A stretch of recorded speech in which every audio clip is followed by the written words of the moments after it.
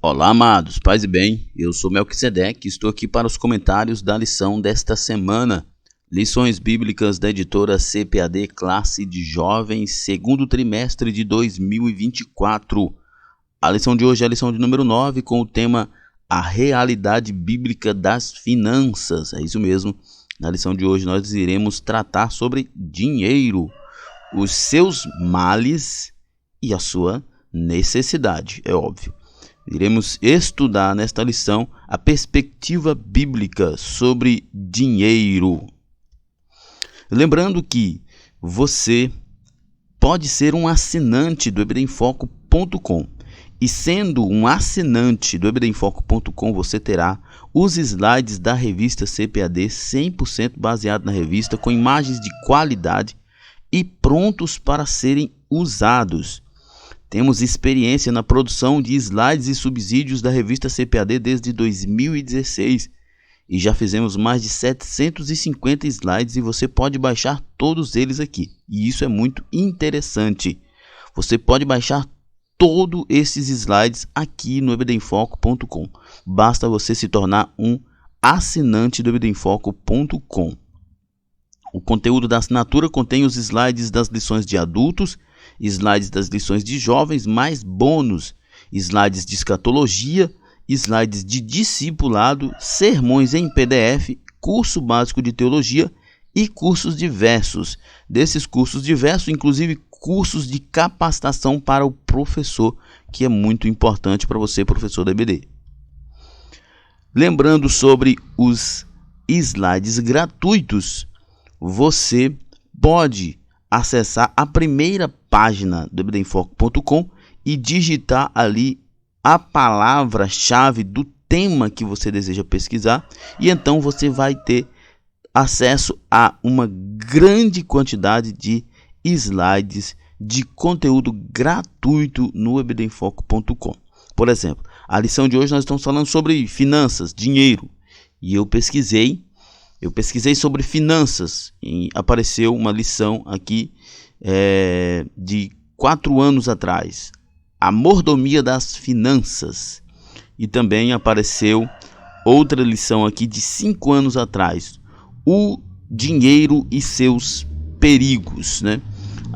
Vai aparecer uma série de conteúdos no EBDEmfoco.com de graça, né? Slides grátis para você baixar, para você estudar, para você ministrar na sua igreja. Então acesse EBDEmfoco.com ou entre em contato conosco pelo WhatsApp 94DDD 984092869 ou acesse EBDEmfoco.com. Muito bem, vamos então para o nosso comentário. O texto principal da lição diz assim: honra ao Senhor com a tua fazenda e com as primícias de toda a tua renda. Ontem mesmo nós estávamos ali na igreja, nós estávamos conversando sobre honra, sobre gratidão. Como que você honra um amigo? Como que você expressa gratidão a um amigo, né? E estava conversando com um jovem e ele falando, uma forma de você expressar gratidão é fazer alguma coisa de forma pública para esse amigo, né? Honrando ele de forma pública, né? E às vezes nós pensamos que honrar a Deus de forma pública seja até errado, mas não. Honrar a Deus de forma pública depende da ocasião. O próprio Jesus diz que as nossas boas obras precisam ser vistas para que o mundo veja e creia em Deus, né? Então nós precisamos entender que as nossas finanças precisam, de certa forma, serem usadas publicamente para a honra de Deus, né? O mundo precisa saber que os nossos bens são para a glória de Deus. O mundo precisa saber que nós tratamos as nossas finanças de modo que Deus é glorificado nelas. Resumo da lição: a forma como tratamos nossas finanças mostram quem está no controle de nossas vidas, né? A forma como nós tratamos as nossas finanças mostra quem está no controle das nossas vidas. Se nós usamos as nossas finanças para glorificar a Deus, em coisas que glorificam a Deus, mostra-se que Deus está no controle da nossa vida. Mas se nós usamos as nossas finanças para apenas o prazer pessoal, para o benefício pessoal, mostra quem está no controle das nossas vidas. O texto bíblico da lição se encontra em Deuteronômio, capítulo 8, verso 11 a 18. Eu não vou me deter no texto por uma questão de tempo. E também Mateus 6, 19 a 24. Nossa introdução. Um dos maiores desafios do ser humano é lidar com os recursos financeiros.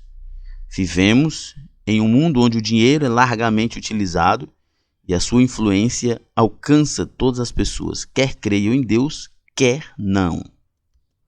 Mas o que o cristianismo ensina a respeito do dinheiro, o seu uso e de que forma esses ensinos podem ser aplicados à nossa vida, é o que veremos nesta lição.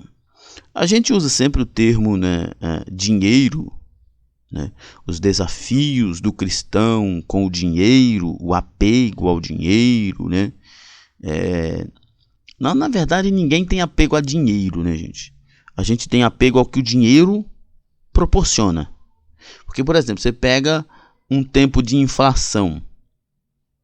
Um tempo de inflação, você pega um monte de dinheiro. Um tempo desse, por exemplo, acho que era na Venezuela e na Argentina, estavam num tempo de inflação muito grande e as pessoas andavam com pacotões de dinheiro, mas não valia nada, né? Então, do que adianta ter dinheiro se o dinheiro não vale nada, não pode comprar nada? Então, o que de fato nos atrai no dinheiro não é necessariamente o papel em si, né? Porque ter o papel em si não resolve nada, né? Mas o que o papel tem o poder de fazer. Essa é a grande questão. Porque o dinheiro em si não é mal, mas os desígnios do coração do homem que é mal. O que se deseja e o que se faz com o dinheiro é que divide essa questão. Porque o dinheiro em si, ele pode tanto comprar um prato de comida como comprar uma porção de droga. O dinheiro é absolutamente neutro, mas os nossos desígnios dos nossos corações é que está a questão. Primeiro tópico: o dinheiro e sua utilidade. Uma breve história. Para que possamos compreender a importância do dinheiro, é importante conhecer um pouco da sua história. Segundo historiadores e financistas, o dinheiro surgiu da necessidade de se mensurar quantidades de valores para se adquirir bens. Nos tempos antigos, a troca ou câmbio era utilizada para que as pessoas pudessem ter os bens e serviços de que necessitavam, né? Tudo isso aconteceu, né, já por causa da escassez de matéria-prima, a dificuldade de plantar, colher, armazenar e todo o custo envolvido nisso, né? Mas como calcular o valor de um bem, né? Como calcular o valor de um bem manufaturado e produzido depois de colocar na ponta da caneta todo o processo, né, de preparar o solo, de plantar, de colher, de armazenar, de beneficiar, de levar até o mercado e assim por diante. Como calcular o preço de tudo isso? Porque o preço final de um produto inclui tudo isso, porque tudo isso tem custo, né? Então, como calcular o valor de um bem, né? Se eu tenho, por exemplo, 5 sandálias de couro e desejo trocá-las por 2 sacas de grão, que tipo de equivalência haveria entre esses bens também, né? Quanto custou para fazer essas sandálias de couro? Quanto custou para ter essa saca de grãos? Qual é a equivalência entre elas em termos de valores, né? Então, por isso que surge o dinheiro. Porque, inclusive, o comentarista faz questão de colocar aqui dois objetos diametralmente diferentes um do outro. Sandálias e grãos, né? Mas, eventualmente, eu estou precisando de sandália e tenho grãos. E quem vende a sandália não tem grãos e está precisando de grãos. Então, né, é só fazer a troca. Mas como mensurar isso, né? Como dizer que é compatível essa troca? Como ter certeza de que nessa troca uma pessoa não ganharia mais e a outra menos, né? Como ter certeza que eu não vou sair no prejuízo? Como ter certeza que de fato isso é justo? O sistema de trocas serviu por um bom tempo, até que houvesse uma busca pela uniformização de um bem que representasse um valor, o dinheiro. Agora, eu não trocaria mais a saca de grãos pelas sandálias, mas eu teria um elemento, um objeto, que representaria um valor e que eu poderia dá-lo pelas sandálias e que podia ou não ter o mesmo valor da saca de grãos, não necessariamente, né? Mas que daria um parâmetro de valor para as coisas. É por isso que você olha para um pacote de arroz de 5 quilos, né? Um pacote de arroz de 5 quilos, tipo 1, na maioria dos lugares, está valendo aí em torno de 30 e 40 reais, né?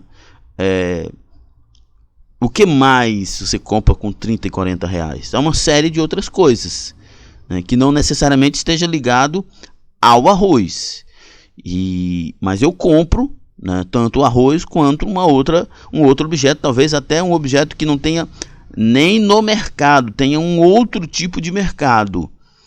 Mas eu compro pelos mesmos 40 reais, em média, né? Mas como mensurar tudo isso, né?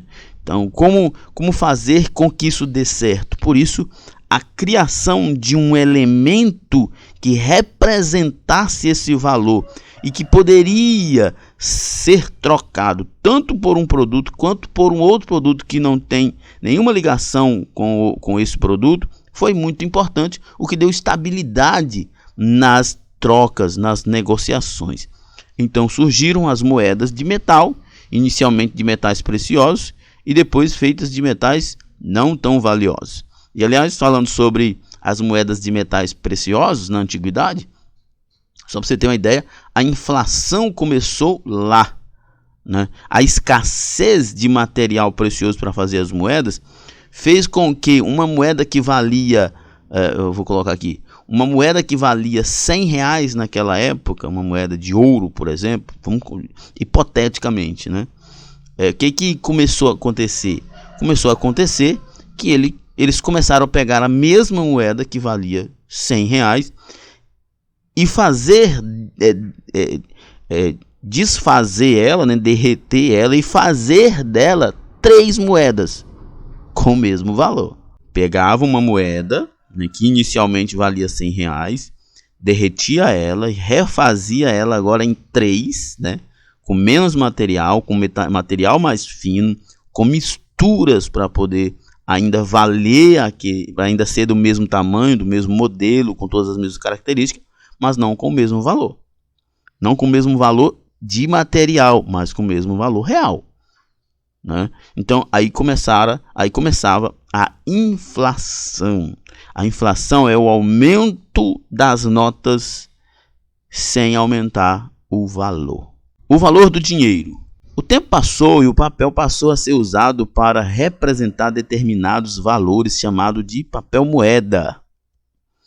Hoje existem transações bancárias feitas por meios digitais, como por exemplo o Pix, né? E tem as moedas digitais também, né? Como o Bitcoin. E por mais que os modelos de transações monetárias possam ter evoluído e mudado com o passar do tempo, para muitas pessoas ter dinheiro é sinal de status e poder. As escrituras sagradas não condenam ter bens materiais, entretanto alertam para o amor ao dinheiro, porque o amor ao dinheiro é a raiz de toda espécie de males E nessa cobiça, alguns se desviaram da fé e se transpassaram a si mesmo com muitas dores, né? Como eu disse no início, a gente fala o dinheiro, amor ao dinheiro. Mas não é só o amor ao dinheiro, mas é amor ao que o dinheiro proporciona. E o que o dinheiro proporciona? O dinheiro proporciona poder, o dinheiro proporciona status, o dinheiro proporciona acessos, comodidade, conforto, enfim. O que de fato as pessoas querem não é dinheiro. O que as pessoas querem é o que o dinheiro pode pagar, o que o dinheiro pode dar. Existem pessoas profundamente miseráveis, mas com dinheiro. E pelo fato de ter dinheiro, elas têm status, que é uma idiotice sem tamanho. Mas o dinheiro compra status que satisfaz a alma delas de alguma forma. O dinheiro, eu penso particularmente que uma das coisas mais idiotas que se possa comprar com dinheiro é status, é reconhecimento. Porque para mim, o dinheiro precisa comprar coisas, precisa comprar comida, comprar carro, comprar viagem, comprar estudo, conhecimento, enfim, comprar acessos. Mas status é uma das coisas mais estúpidas que eu vejo. Ter dinheiro para ter status, para ser reconhecido como alguém que tem dinheiro. Isso é de uma estupidez, de uma arrogância, de uma vaidade profunda. Porque é óbvio que você tendo dinheiro, você compra uma roupa boa, compra um carro melhor, organiza melhor sua casa, dá conforto para sua família, você viaja, você estuda, compra bons livros. A gente, por exemplo, do EBD em Foco, a gente tendo dinheiro, a gente compra computadores melhores, constrói estúdios de gravação, melhora a plataforma, e isso é importante. O dinheiro compra tudo isso, e é absolutamente importante, porque isso lá no final acaba beneficiando todo mundo. Agora, eu vou ter dinheiro e vou aparecer nas mídias dizendo que tenho dinheiro, mostrando minha conta bancária, só para ter dinheiro, só para que me reconheçam como um homem que tem dinheiro. Que estupidez! É uma grande estupidez. É por estas questões que se diz que é estúpido você ter dinheiro e não usar o dinheiro, porque daqui não se leva nada. Um assunto bastante espiritual. Há quem pense que tratar de finanças é um assunto carnal, pois para essas pessoas na eternidade não seremos medidos pelo que temos e sim pelo que fazemos com o que nos foi dado. Mas em muitas passagens das Escrituras, como veremos, Deus fala sobre o dinheiro e é ele que diz: minha é a prata e meu é o ouro, disse o Senhor dos Exércitos. Esse aqui é um ponto importante, né? Há quem pense que tratar de finanças é um assunto carnal, pois para essas pessoas na eternidade não seremos medidos pelo que temos e sim pelo que fazemos com o que nos foi dado. Tratar de dinheiro é uma coisa extremamente profundamente espiritual, pelo fato de que Jesus disse que aonde estiver o nosso tesouro, ali estará o nosso coração. Primeiro, que se o nosso tesouro for dinheiro, se o nosso maior tesouro for dinheiro, ter dinheiro, então o nosso coração vai estar ali. E se o nosso coração vai estar ali, não vai estar em Jesus. E uma vez que o nosso coração não vai estar em Jesus, nós não estaremos na eternidade com Jesus. Entende? Então, falar sobre dinheiro e o uso do dinheiro adequado, o uso bíblico do dinheiro é absolutamente necessário, sob pena de comprometer a vida eterna de alguém. Porque uma pessoa que não pensa o dinheiro nas perspectivas bíblicas, ele pode perfeitamente transformar o dinheiro no seu Deus. E aliás, nós iremos ver isso ainda nessa lição. O dinheiro é a única coisa que Jesus considera um Deus. Ele próprio diz: vocês não podem servir a dois senhores. Não pode servir a Deus e a Mamon, às riquezas, ao dinheiro. Então, falar sobre dinheiro é altamente espiritual, é absolutamente necessário, porque dependendo da forma como a pessoa lida com o dinheiro, isso pode comprometer a eternidade dela. Jesus mencionou o dinheiro e a sua influência na vida de uma pessoa quando observou a viúva trazendo as duas únicas moedas que tinha para dar de oferta. Para ela, era tudo que tinha, mas não era impedimento para que ela doasse. Quando pagou o imposto, Jesus entendeu que, né, quando ele diz, né, de quem é esta moeda? Ou de quem é esta esfinge nessa moeda? Aí diz, é de César. Então dê a César o que é de César. Ou seja, Jesus está dizendo, o dinheiro é daqui da terra. E ele deve ser usado para questões aqui da terra. Precisa pagar imposto, que se pague o imposto. Precisa pagar o salário do funcionário, que se pague. Precisa comprar um remédio, que se compre com dinheiro. Quando Jesus narrou a parábola do samaritano, que deu 2 denários ao dono da estalagem, e ao falar da dracma perdida, Jesus estava falando sobre dinheiro, necessidade que se tem do dinheiro. Aquele homem que ajudou, o bom samaritano que ajudou o homem que estava caído, ele ajudou de forma graciosa, mas ele precisou de dinheiro para continuar ajudando, para dar um auxílio a mais para aquele homem que foi encontrado ali à beira da estrada. Mesmo em seu ministério, Jesus experimentou sustento financeiro. E a Bíblia diz que as mulheres ajudavam muito, né? As mulheres ricas ajudavam muito o ministério de Jesus. E nos é dito que Judas, o traidor, valia-se dos recursos do ministério de Jesus para pegar dinheiro para si. Rapaz, isso aqui é uma coisa que é o cúmulo do absurdo, né? João 12,6 diz, ora, ele disse isso não pelo cuidado que tivesse dos pobres, né? A questão lá da mulher derramando aquele bálsamo caro lá nos pés de Jesus, e ele disse, por que não vendisse aos pobres? Para João está dizendo aqui, não, ele não disse isso porque ele gostava dos pobres, porque ele queria ajudar os pobres, mas porque ele era o tesoureiro e tirava, né? Ele roubava o dinheiro de Jesus. É mole um trem desse. João está dizendo que Judas roubava o dinheiro do próprio Jesus. Um caba desse não tinha como ter um fim melhor não, gente. Não é, um caba que rouba a tesouraria de Jesus, ele não pode ter um fim melhor do que o inferno, não. Porque um caba desse é realmente um cara que não tem temor nenhum.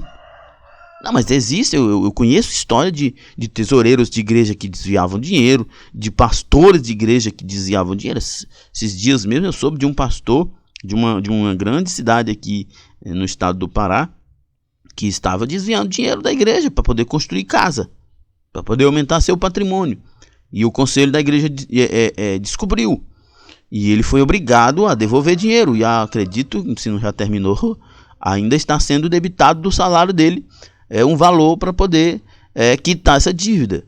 Como que alguém consegue ser dominado pelo dinheiro de tal modo que consegue roubar o dinheiro que os fiéis entregam na igreja? É coisa muito absurda. É o nível de depravação que as pessoas vivem, de amor, de apego ao dinheiro, é uma coisa absurda. Portanto, finanças é um assunto espiritual, muito espiritual. E o Senhor Jesus sabia da necessidade de se lidar com o dinheiro enquanto esteve nesse mundo. E é preciso saber lidar com o dinheiro, porque se o dinheiro for o seu tesouro, ali estará o seu coração. Segundo tópico, Deus e o dinheiro. Os dízimos. O assunto dos dízimos era tratado em Israel com naturalidade, como uma forma de os judeus reconhecerem o poder de Deus e o sustento divino em suas vidas. Os dízimos eram trazidos pelos hebreus e serviam para custear os elementos utilizados no culto e os levitas. Ele antecede a lei de Moisés, pois Abraão, após vir de uma guerra, entregou o dízimo a Melquisedeque. Hebreus 7 diz assim, a quem também Abraão deu o dízimo de tudo, e primeiramente por interpretação rei de justiça, né? A quem era esse era Melquisedeque, e Abraão deu a ele o dízimo de tudo. Olha só, o dízimo era trazido pelos hebreus e serviam para custear os elementos utilizados no culto. Esse é um ponto muito importante.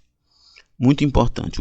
Qual é o grande problema em relação ao dinheiro na igreja? O problema do dinheiro na igreja é o mesmo problema do dinheiro na política. É que gestores políticos, né, prefeitos, vereadores, deputados, presidentes, governadores, eles pegam o dinheiro dos outros e fazem o que bem querem. às vezes desviam para si, enriquecem ilicitamente, óbvio, ou pegam o dinheiro e aplicam em coisas idiotas, fúteis, que não ajudam em nada. Do mesmo modo, muitos pastores, muitos líderes fazem a mesma coisa. Pegam o dinheiro das pessoas, dos fiéis, enriquecem, né? Enriquecem, ou gastam em coisas que não têm relevância nenhuma para a comunidade, nem para a sociedade. Isso é uma questão de prioridade, uma questão de gestão, né, de entendimento. Esses são os grandes problemas. Porque ninguém na face dessa terra, só se for a pessoa mais imbecil, é uma pessoa muito estúpida, dizer que a igreja não precisa de dinheiro, a comunidade não precisa de dinheiro. Como é que eu vou pagar a energia do templo? Como é que eu vou assistir os necessitados da igreja? A minha igreja, por exemplo, tem um trabalho de doar cestas básicas todo mês. Acho que a gente doa em torno de 10 ou mais cestas básicas. Parte dessas cestas básicas são irmãos que doam, parte sai do cofre da igreja, parte tem até um supermercado aqui na nossa cidade que contribuem também. Eles não são evangélicos, mas eles, por gostarem do trabalho que a nossa igreja faz, eles doam. Eles doam todo mês. Eu acho que é umas 5 cestas básicas que eles doam, mais, não estou lembrado aqui, por mês, para ajudar as pessoas, né? Para ajudar. Então, como é que a igreja faz isso? Como é que a igreja... imagine se a nossa igreja dependesse apenas desse supermercado e dos irmãos para doar as cestas básicas. Eventualmente essas pessoas possam em algum momento não poder ou não querer fazer isso, mas a igreja não pode parar o projeto. E como que a igreja mantém o projeto? Através dos dízimos e ofertas dos irmãos. Se os irmãos não dizimam, não ofertam, a gente não vai pagar a energia do templo, a gente não vai comprar o material de limpeza, a gente não vai melhorar a aparelhagem de som, que é muito importante, né? Eu já vi gente dizer, gastando dinheiro com som de igreja, que importância isso tem? Tem total importância, porque o som da igreja, a aparelhagem de som da igreja, serve para a gente se comunicar com as pessoas, transmitir a mensagem. E se nós não conseguimos nos comunicar com as pessoas, transmitindo a mensagem do evangelho para elas, nos dias de cultos, nas nossas palestras, nos nossos ensinamentos, nas pregações, então a gente está perdendo tempo. Se tem uma coisa que precisa ser bom na igreja, é a aparelhagem de som. Porque é um ambiente de comunicação, é o meio de comunicação que a gente tem. Se o meio de comunicação é ruim, a comunicação será profundamente deficitária, isso é prejuízo. E como que a gente mantém tudo isso? Como é que a gente vai pagar o salário decente, digno para um pastor, para ele ficar integralmente à disposição da igreja, cuidando das partes burocráticas, tem que pagar imposto, tem que ver questão de luz, de saneamento básico, de estrutura da igreja, os irmãos que prestam serviço para a igreja, a zeladora, o vigia, e sei lá, enfim, tanta coisa, tem muita coisa. O departamento de criança precisa de um material, de jovem precisa de outro, de senhoras precisa de outro, de senhores precisa de outro, e assim por diante. Tem uma série de programações comunitárias que dependem também de recursos. Como é que a igreja, a comunidade vai funcionar sem dinheiro, minha gente? Isso é a coisa mais estúpida do mundo, é alguém dizer que a gente não tem que dar dízimo nem ofertar. Eu particularmente já venci esse tipo de assunto. Para mim esse é um debate já que ele não tem mais necessidade. Pessoas dizem para mim, você dá dízimo, eu não dou dízimo. Moço, você não entendeu o evangelho, você não entendeu o reino. Não tem como, e é profundamente injusto você se beneficiar de algo que você não está contribuindo com ele. Você gosta de ir para os passeios da igreja, você gosta de estar lá no templo, ouvir uma mensagem boa, clara, num som legal, numa igreja climatizada, tudo organizado. Você gosta, é claro que você gosta, mas você não ajuda em nada. Não ajuda, aí sim você está roubando a Deus. Você está roubando dos irmãos, que você está usufruindo uma coisa que você não está pagando. Lamentavelmente, em nossos dias, quem insiste em dizer que os dízimos são contribuições para serem feitas pelos judeus na antiga aliança e que na nova aliança os dízimos foram abolidos. Curiosamente, essas pessoas não excluem de suas vidas os textos da antiga aliança que falem de bênçãos, vitórias ou de que Deus estará presente com eles, né? Eu vejo a questão do dízimo da mesma forma que eu vejo o sábado, né? O sábado, a guarda do sétimo dia, não vejo como uma ordenança bíblica para o Novo Testamento. Não existe. A guarda do sétimo dia. Mas o princípio do descanso, ele permanece. O princípio de separar um dia na semana para Deus, para o serviço cristão, é absolutamente bíblico e neotestamentário, cristão. Do mesmo modo o dízimo. Se você não consegue dar exatos 10%, eu particularmente na minha igreja não me importo com isso. Não me importo com isso. Eu tenho vários irmãos autônomos, microempreendedores, que têm dificuldades de fazer fazer um trabalho de minucioso nas suas finanças, né, para saber exatamente o que faturam. E isso oscila também muito ainda mais nesses tempos de pós-pandemia, inflação, crise econômica. O faturamento das empresas, especialmente das empresas aqui no nosso mundo do interior, elas oscilam muito de um mês para o outro. E tem muitos irmãos que eles preferem manter uma regularidade. Eles preferem dedicar uma quantia que seja uma quantia honesta e proporcional todo mês. Para quê? Para que assim as atividades da igreja se mantenham regularmente. Então assim, eu particularmente não me prendo com essa ideia de ser 10%. Exatos 10%. Não me prendo com essa ideia. Não penso que há essa ordenança no Novo Testamento.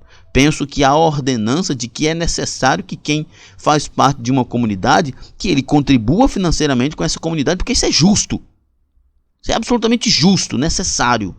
De que forma? Da forma que é estipulado pela instituição. Na minha igreja, como é que se faz contribuição na minha igreja? Está lá no estatuto, dízimos e ofertas. Podem ser ofertas de culto ou as ofertas alçadas, né? Ofertas voluntárias, de acordo com o que o irmão quer. Essas são contribuições. Podem ser feitas contribuições com objetos, com bens. Podem ser feitas? Podem. Então, os irmãos podem escolher uma forma que melhor atende o seu perfil e contribuir. Só não pode ficar sem contribuir. Essa é uma questão que, na minha opinião, já deveria ter sido vencida nas igrejas. A necessidade de contribuição ela é absolutamente latente. Como é que se faz funcionar uma instituição que atende mais de 100 pessoas, como é a minha igreja, sem dinheiro? E não vamos pegar esse dinheiro da onde? Vamos fazer pedágio nas ruas, que eu vejo muitos crentes fazer, pedir dinheiro para político, que na nossa igreja, no estatuto, é absolutamente proibido pedir dinheiro para político. Vender a igreja para político, isso é proibido, isso é uma coisa abjeta, isso é uma coisa que não deve ter. Mas os irmãos contribuir com seu dinheiro, com oferta e dízimos, ou de outra forma que ele achar mais conveniente, que seja uma contribuição proporcional e regular para que a igreja mantenha-se funcionando. Isso não é nem para ter sido discutido mais. Para tais, Deus é o Senhor de toda a provisão, mas não é o que repreende o seu povo quando esse deixa de dizimar. O Senhor chamou de ladrões os que se esqueceram de trazer seus dízimos para a casa de Deus. Roubará o homem a Deus? Todavia vós me roubais e dizeis: em que te roubamos? Nos dízimos e nas ofertas alçadas. O Antigo Testamento é tão palavra de Deus quanto o Novo, e por meio dele o Eterno nos alerta para que não esqueçamos a sua obra e não sejamos dominados pela avareza. Avareza. Cuidado com a avareza. Como os hebreus, também somos convidados a entregar nossos dízimos como uma questão de fé, em gratidão pelo que temos recebido do Eterno. Nossos dízimos, ou nossas contribuições proporcionais, e eu não estou falando de oferta, aquela oferta de culto, é uma contribuição regular. Uma contribuição regular, como o dízimo, mesmo que não seja 10%, às vezes pode ser até mais ou menos, mas é necessário.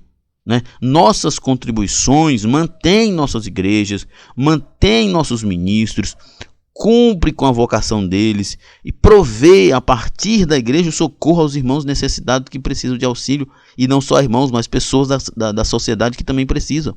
Honrando ao Senhor. Honrar o Senhor com a tua fazenda e com a primícia de toda a tua renda. Honrar é dar destaque, é privilegiar. Deus deve ser honrado não com o que sobra, mas com os primeiros frutos e rendimentos do nosso trabalho. E Ele honra aquele que o honra.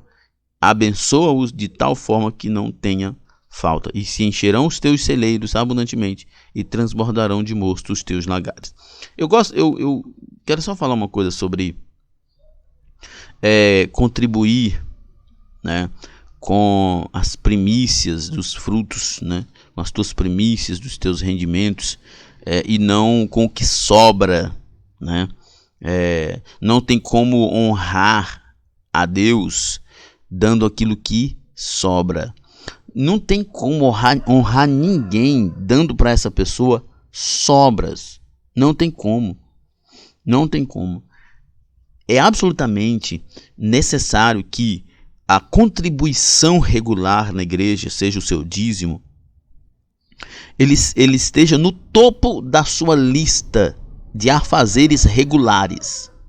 Aqui em casa, por exemplo, está no topo. Todo mês tem que pagar funcionário da loja, todo mês tem que pagar energia da loja, todo mês tem que pagar boleto da loja e todo mês tem que contribuir para a igreja. Está lá, anotado no caderninho de controle das nossas finanças. Igual todas as prioridades regulares, é absolutamente necessário. Nós nos ajustamos dentro do mês para cumprirmos com as nossas metas e os nossos objetivos, e tendo em vista que não se abrirá mão de contribuir regularmente para a obra do Senhor.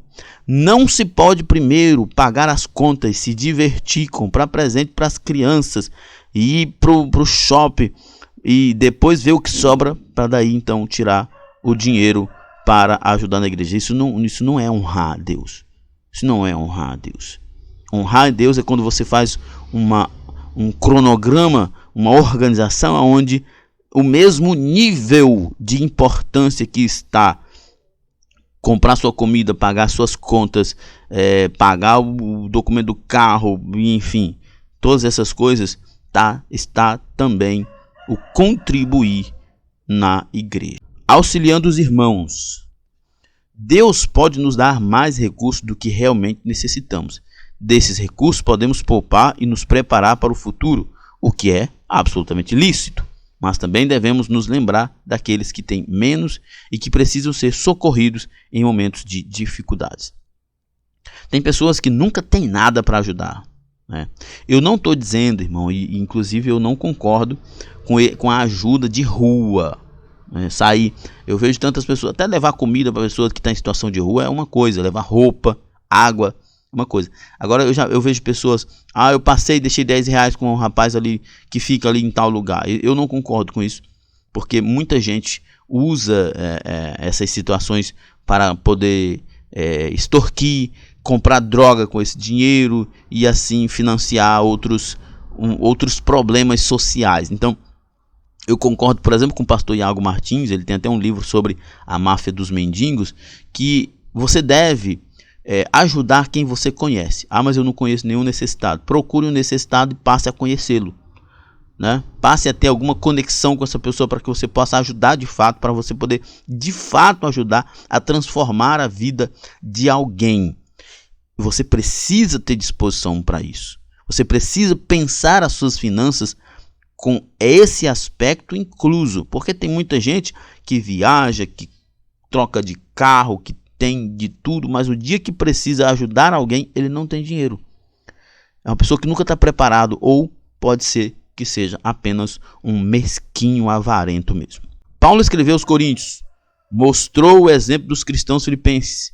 Esses crentes souberam que os irmãos em Jerusalém estavam passando necessidade, e mesmo tendo poucos recursos, pediram ao apóstolo para participar daquele socorro enviado aos poucos recursos de que dispunham e que seriam enviados para Jerusalém. Ninguém tem tão pouco que não possa ser partilhado, e a generosidade faz a diferença quando nos damos ao Senhor.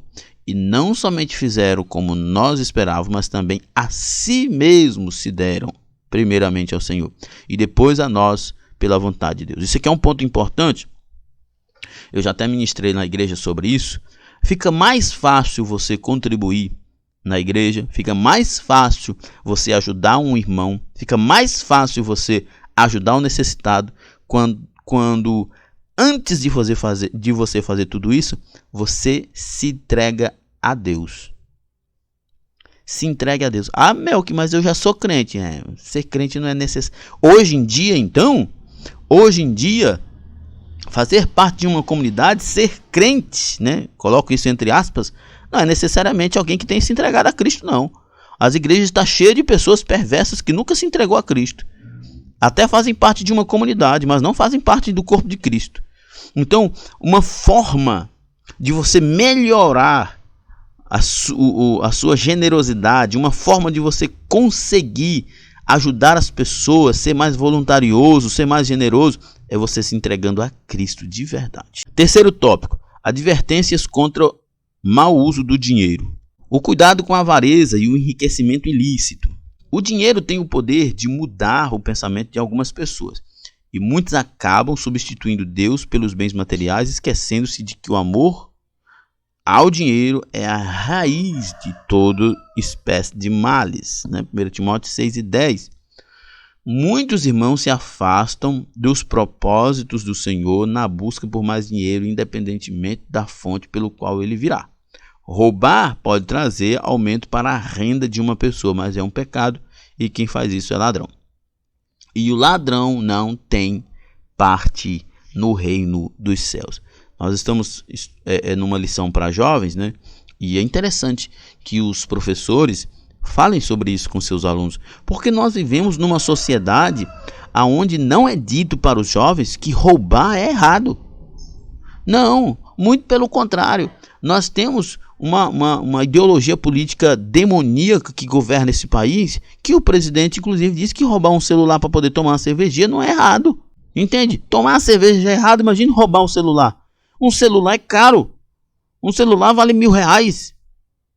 Os mais baratos é o salário de um trabalhador. E aí alguém vem me dizer que roubar um celular para poder tomar uma cervejinha não é errado? Pelo amor de Deus. E o professor precisa conversar com seus alunos e dizer que isso é errado. Roubar uma balinha é errado. Porque roubar é errado. Ah, mas ele está roubando para comer. Peça, meu irmão. Peça.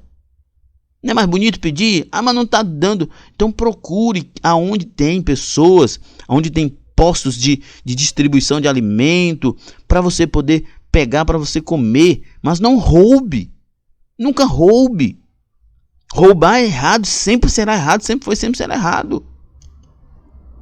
Receber propina também se configura em injustiça, ainda que traga riquezas e status para quem a recebe. Deixar de pagar um funcionário que trabalhou é um ato condenado na lei de Moisés. Receber propina, eu conheço muitos políticos, por exemplo, né? Muitos políticos que eles simplesmente recebem propina e depois dizimam a propina. Eles recebem a propina e dizimam a propina como uma forma de santificação do crime. É uma coisa abjeta e nojenta, mas o apego ao dinheiro dessas pessoas é tão grande que eles não vão mudar. Outro ponto aqui, deixar de pagar o salário do funcionário. Nós temos aqui a nossa loja e nossos funcionários sempre recebem absolutamente em dias. Graças a Deus, nunca atrasamos o salário de um único funcionário. Portanto, a avareza não pode fazer parte da vida de quem serve a Deus. Quem é avarento está servindo ao dinheiro e, consequentemente, está servindo ao diabo e não a Deus. Nos tempos antigos, povos no entorno de Israel aceitavam que pecados sexuais fossem aceitos como oferendas, mas Deus rejeitou tais costumes, né?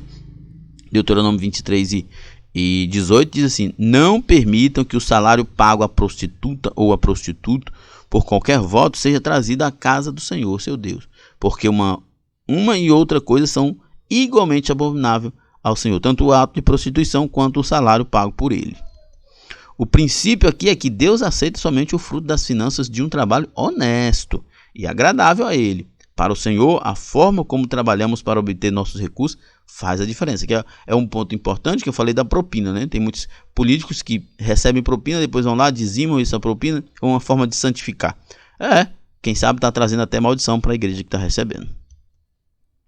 Não seja fiador de ninguém. Esse é um ponto importante também. Uma das mais sérias advertências que a palavra de Deus nos dá é para que não sejamos fiadores de ninguém. Ser fiador é garantir que a dívida de outra pessoa seja paga com os nossos recursos. E isso é temerário. Isso é estupidez, né? Para não dizer outra coisa. É estupidez, né? Tem até um meme na internet aí do rapaz que fica brabo com o outro, né? E chama ele de velhaco, enfim, muito brabo com ele. Aí o rapaz sai zangado, né? E o outro então responde assim: ele tá zangado comigo porque ele me emprestou o nome dele para eu comprar uma moto. Mas é muita burrice, porque se eu não cuidei do meu próprio nome, eu vou cuidar do nome dos outros? Entendeu? Olha só, você ser fiador de alguém, geralmente ser fiador de alguém é porque alguém está com o nome sujo ou não tem condições de ter um bom nome. Então isso é extremamente perigoso. Se você encontra alguém que tem um nome sujo, nunca faça negócio com uma pessoa dessa, porque isso é profundamente perigoso.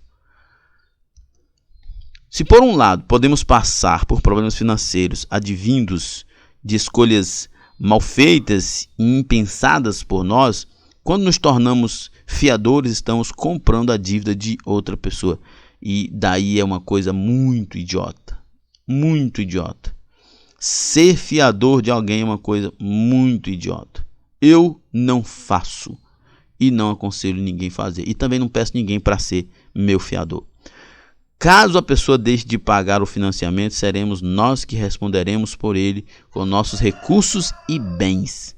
Por isso, não aceite ser fiador de ninguém. Ah, irmão, compra aquele telefone ali no teu nome, porque o seu tem um nome bom, eu tô com o nome sujo. Sujou o nome por quê? Por que sujou o nome, né?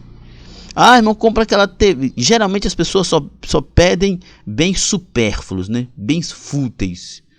Então, irmão, não caia nessa não. Não caia nessa não, que isso é engodo do diabo. Saiba lidar com os recursos que Deus dá. Saiba lidar com os recursos que Deus dá. É preciso que aprendamos a guardar para o futuro. Salomão apresenta o exemplo da formiga. Vai ter com a formiga o preguiçoso, olha para os seus caminhos e você sabe. Olha só, qual é a sabedoria da formiga? A qual não tem superior, né? Mesmo não tendo superior no sentido chefe, no sentido não é empregada, né? Nem oficial, nem dominador, prepara no verão o seu pão, né? Na cega junta o seu mantimento, ou seja, ela é planejada. Ela colhe no tempo de abundância para desfrutar no tempo de escassez. Planejamento, meu amigo. Todo mundo precisa ser planejado. Esses insetos juntam comida na época em que ela é mais abundante e no inverno ficam abastecidos. Tenham também o cuidado com os cartões de crédito. Cartão de crédito não é dinheiro, gente, é dívida. Eles são bons para as compras, mas precisam ser usados com bastante cuidado, pois nos dão a falsa sensação de que o que compramos não precisará ser pago, pois a fatura levará vários dias para chegar. Eu sempre digo aqui em casa, cartão de crédito não é dinheiro, é dívida. Não é errado ter cartões de crédito, pois eles facilitam a vida de muita gente, mas se o seu possuidor não tiver controle dos gastos, logo estará endividado, pois os juros dos cartões são altíssimos. Portanto, use-o com sabedoria. Não se perca comprando coisas desnecessárias. Não se perca comprando coisas desnecessárias e sempre tenha em mente, cartão de crédito não é dinheiro, é dívida.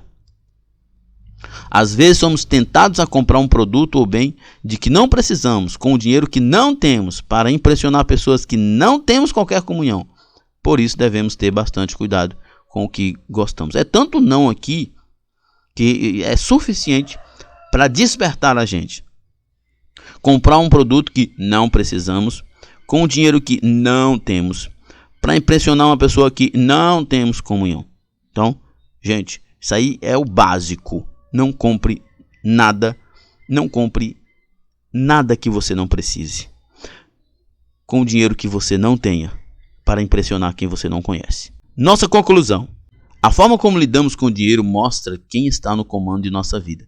Não é errado ter recurso financeiro, desde que não seja eles que mandem em nós. O dinheiro tem a capacidade de mudar o pensamento de qualquer que se deixe levar por ele, e por isso somos advertidos a não colocar nosso coração nas riquezas.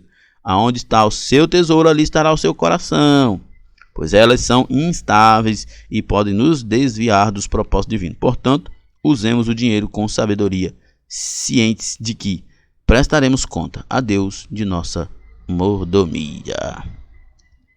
Então é isso aí. Estamos chegando ao final desta aula. Você que faz uso dos slides do EBD em Foco, tire uma foto de você ministrando e nos envie para os nossos registros. Acesse ebdemfoco.com ou entre em contato conosco pelo WhatsApp. E é isso aí. Na plataforma ebdemfoco.com você tem tudo o que precisa para ministrar uma aula de excelência na EBD. Ficamos por aqui. Até a próxima. Paz e bem a todos.